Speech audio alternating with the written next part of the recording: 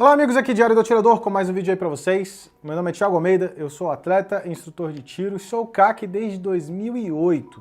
Então, no vídeo de hoje, nós vamos falar um pouquinho sobre como era o esporte do tiro, como eram as regulações para os CACs durante esse período e vamos tentar, a partir daí, fazer uma previsão para o futuro, até para poder tranquilizar um pouco as pessoas depois dessa eleição. Realmente, muita coisa vai mudar, tende a mudar. Mas se a gente basear no que acontecia no passado, vai ser ruim, mas não há motivo para pânico generalizado. Então roda a vinheta aí e bora pro vídeo.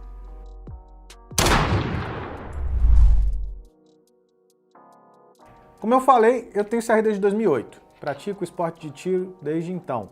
Comecei a atirar IPSC, mais especificamente, lá para 2014, 2015. E comecei a me profissionalizar no esporte a partir de 2016. Então, todo esse período aí ainda não havia Bolsonaro. É claro que nós tivemos muitos avanços para a pauta armamentista ao longo desses últimos 4 anos. É claro que teremos vários retrocessos a partir de agora, tudo indica isso, mas não há motivo para pânico ainda. Então vamos fazer um apanhado geral, um apanhado global aqui, sobre itens que a galera mais vem perguntando. Tá? E aí vocês vão entender como é que era no passado. Para quem chegou agora, para quem tem CR há muito pouco tempo, faz a menor ideia de como era antes. Parece até que é uma coisa nova que surgiu durante o governo Bolsonaro e agora todo mundo vai perder tudo, vai ter confisco de arma.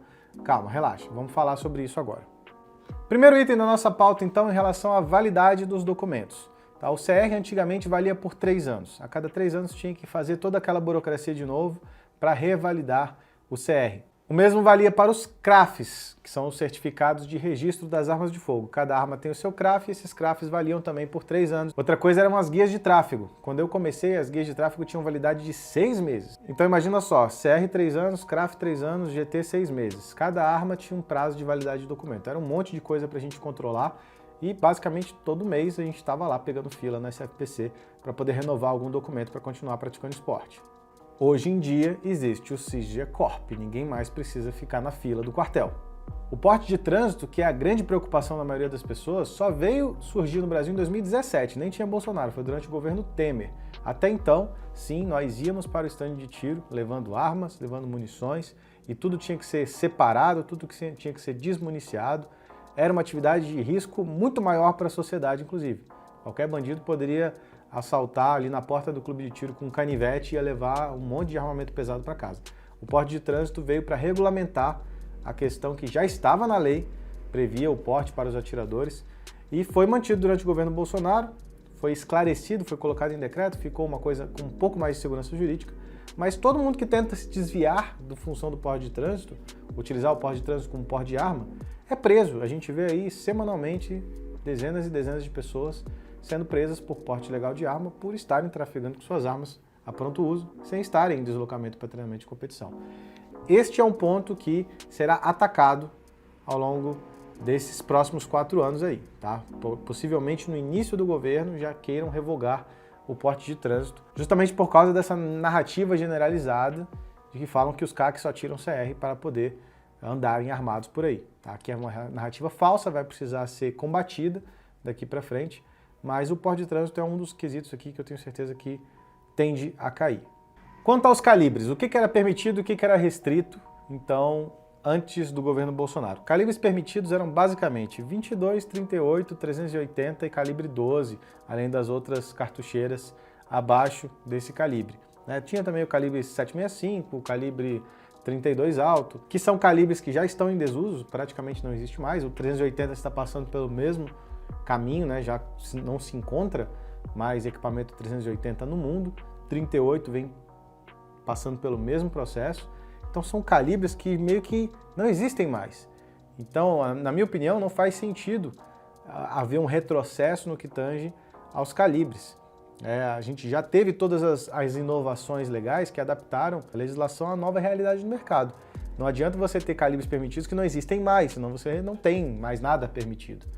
Então, eu não acredito, num primeiro momento, em um revogaço geral, inclusive revogando o que é calibre permitido, o que é calibre restrito. Acho que as consequências para o mercado seriam terríveis, para o esporte seriam terríveis e para o direito penal também seria terrível. Eu acho que não vai acontecer nesse primeiro momento. Essa é uma aposta que eu tenho. Mantém-se o que está.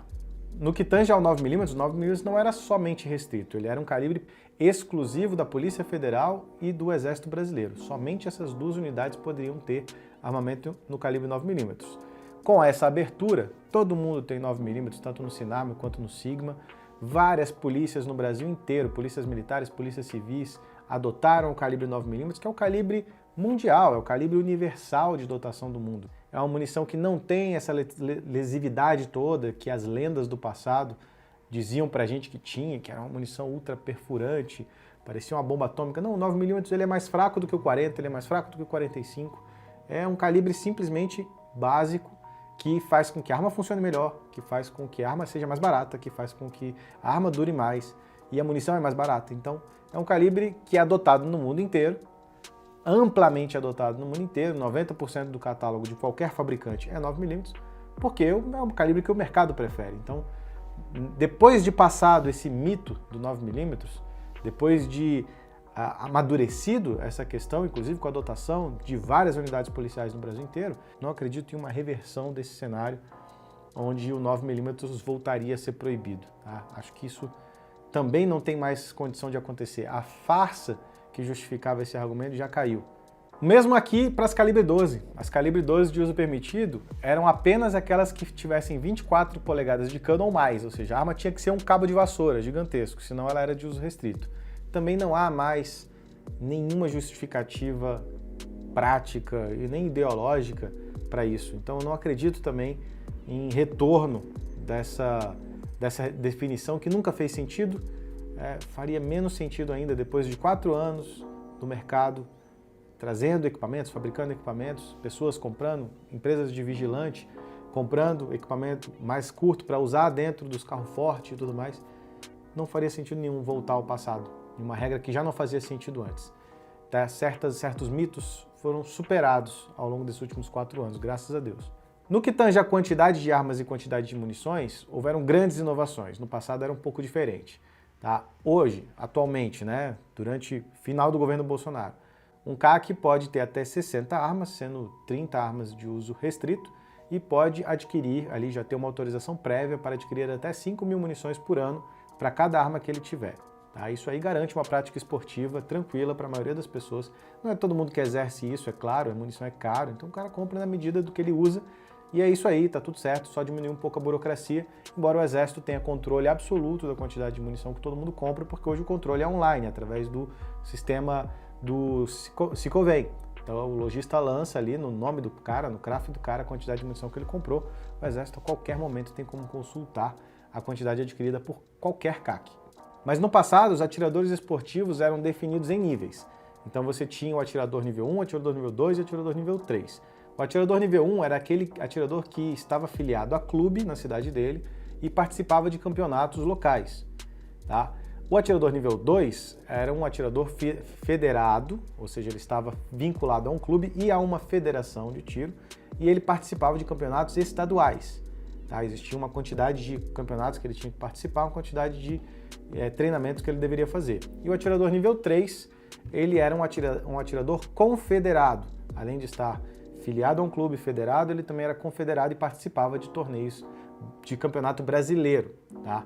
Então, o atirador nível 1 podia comprar até 4 armas, sendo 2 restritas, e podia ter acesso a 4.000 munições por ano.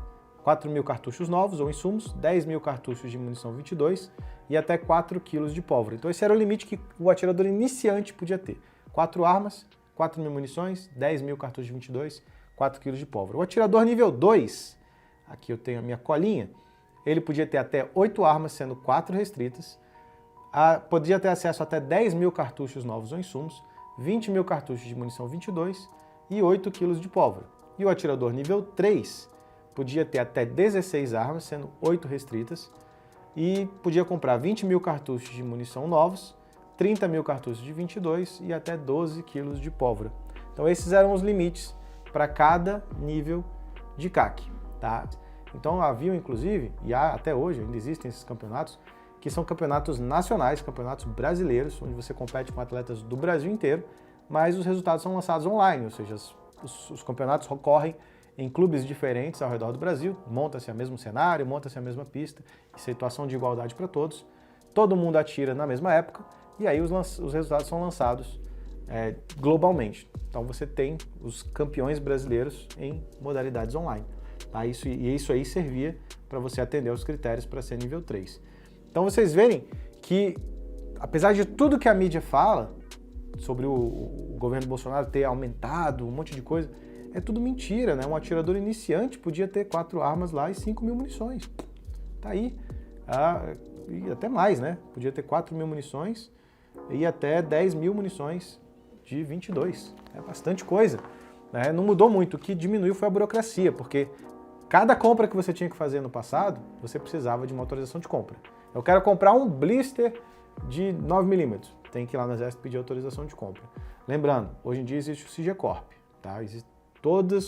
Hoje você voltar para a autorização de compra de munição traria uma carga de trabalho tão gigantesca para o Exército Brasileiro que eu não sei se seria interesse deles. Né? Tira eles da atividade principal de fiscalização para ficar lá carimbando papel. Isso é um absurdo.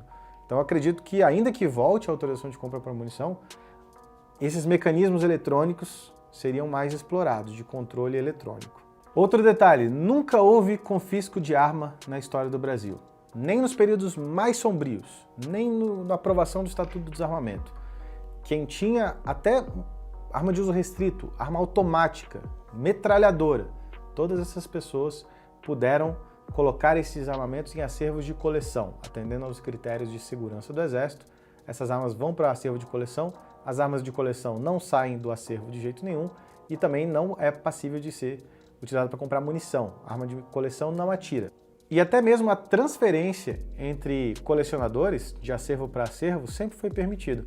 Então não era incomum, por exemplo, você encontrar um atirador, um colecionador, que tinha lá um AR-15, AK-47, sendo transferidas entre acervos por colecionadores, sendo negociadas entre colecionadores por 180, 200 mil reais naquela época. Não era incomum esse tipo de coisa. Apenas os colecionadores mais aficionados tinham esses equipamentos que eram raríssimos, mas tinha gente que tinha, mesmo durante todo o período Lula, todo o período Dilma. Agora, naquela época, haviam apenas cerca de 30 mil CACs. Hoje, atualmente, os números apontam coisa de 700 mil CACs, talvez 1 milhão de CACs. Nunca existiu uma bancada da bala. Né? Por mais que se falasse em bancada da bala, era basicamente uma bancada formada por policiais, ex-secretários de segurança, era gente que defendia a polícia. Hoje nós temos Marcos Polon, o deputado mais votado do Mato Grosso do Sul. Nós temos uma bancada de CACs, de verdade, pessoas que são CACs, estão lá no Congresso, que entendem da legislação, que entendem das necessidades. Naquela época não existiam importadores, não existia um negócio de importação de armas para comércio no Brasil. Era tudo proibido, você não podia importar nada que tivesse similar nacional, então havia um monopólio total da indústria nacional, com praticamente nenhuma concorrência. Hoje em dia o mercado está forte, olha o que foi a Shot Fair. Uma feira gigantesca com diversos empreendedores no meio. Agora teremos a Texas Expo Tiro, dezenas e dezenas, talvez centenas de empreendedores no ramo atualmente. Todo mundo tem condição de unir forças para garantir o funcionamento desse mercado daqui para frente. Não existia tanto clube de tiro, não existia tanta loja de arma, mesmo no Estatuto do Desarmamento, quando foi aprovado em 2003, haviam cerca de 9.000 lojas espalhadas pelo Brasil. E a maioria delas realmente fecharam as portas. Mas hoje tem muito mais. Hoje tem clube até em cidadezinha pequena do interior. Isso é uma força que o segmento nunca teve. Não existia experiência prévia de sucesso com liberação de armas. Nós tivemos esses 4 anos de abertura na liberdade de acesso às armas e tivemos redução de 40% nos índices de criminalidade. Acabou a narrativa de que mais armas, mais crimes. É claro que agora essas ONGs vão ser fortalecidas, elas vão ser empoderadas, mas eles não têm mais o argumento, eles não têm mais a produção científica, que já está tudo refutado. Então o cenário é muito, muito diferente. A gente tem tudo para continuar brigando por esse tema e a gente nunca tinha experimentado a liberdade. Eu afirmo para vocês, uma vez acesa a chama da liberdade no coração de um homem, ela dificilmente se apaga. Então, muita calma, os clubes só vão fechar se faltar cliente e bota na cabeça de vocês, é impossível vencer quem nunca desiste. Então o sucesso daqui para frente da pauta de armas depende não só do presidente, do Congresso, do Senado, mas de você. Até onde você está disposto a ir para garantir a sua liberdade no seu país. Pense nisso. Foi Thiago Almeida e a gente se vê no nosso próximo vídeo. Valeu!